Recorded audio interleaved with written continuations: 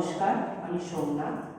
আজকের স্বামী বিবেকানন্দের জন্মদিন উপলক্ষে যে অনুষ্ঠানটি এখানে উপস্থাপন হচ্ছে, সেখানে তার প্রতি শ্রদ্ধা নিবেদন করে আমি একটি কবিতা আবৃত্তি করছি।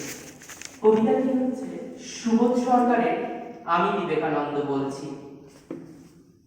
আমি সিংহের মতো গর্জন করি, বজ্রের মতো গান, উপনিষদের থেকে তুলে আনি আমার প্রতিটি বিন্দু। মাথা উঁচু করে আমি বলে যাই, আমি একজন হিন্দু। গাঢ় শঙ্খের মতো আমার শক্তি শরণার্থীকে বিমুখ করতে পারিনি। তার মধ্যে মিশে গেছে যেরকম ভাবে দুধে মিশে যায় চিনি।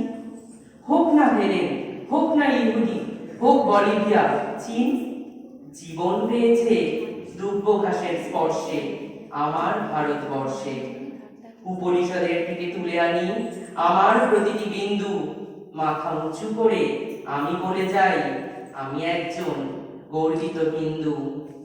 আমার শরীরে মেথর রয়েছে, আমার শরীরে মুচি, আমার শরীরে সবর এসেছে, ধমনী হয়েছে সূচি।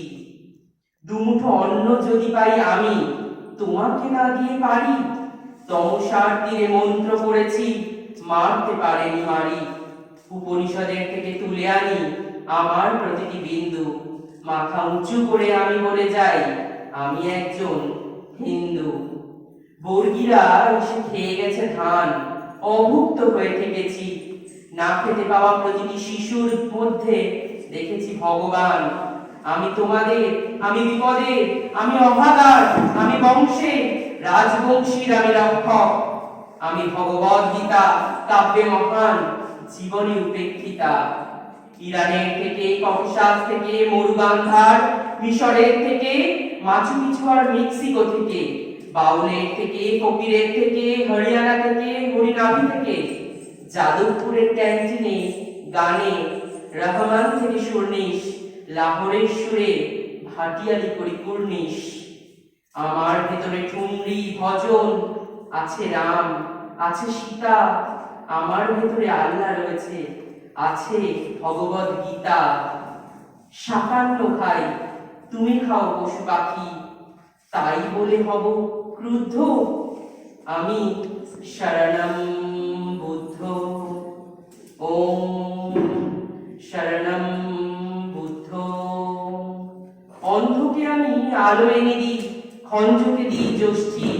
গৃহ করে দাও, গৃহ নয়, ওরে গৃহ নয় এই বস্তি।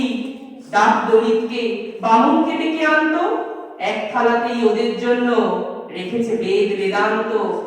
গরিবের ঘরে ভূমিষ্ঠ হলো যিশু, ভেসে আসে তার কান্না। কান্নার কোনো জাত আছে নাকি, আছে নাকি হিরে পান্না?